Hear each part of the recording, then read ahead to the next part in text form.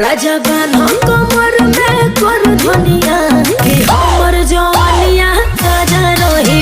राजा बान्हो कमर में कर धनिया कि हमर जवानिया ताजा रही।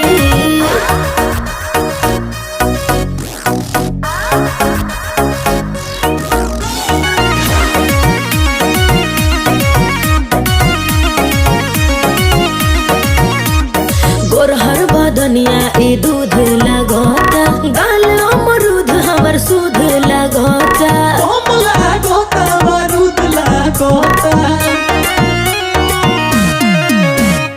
ऊपर से नीचे ले खोआ बड़ू, कहे सब दिल के पोहा बड़ू। पाकल कटहल के कुआ बड़ू। अच्छा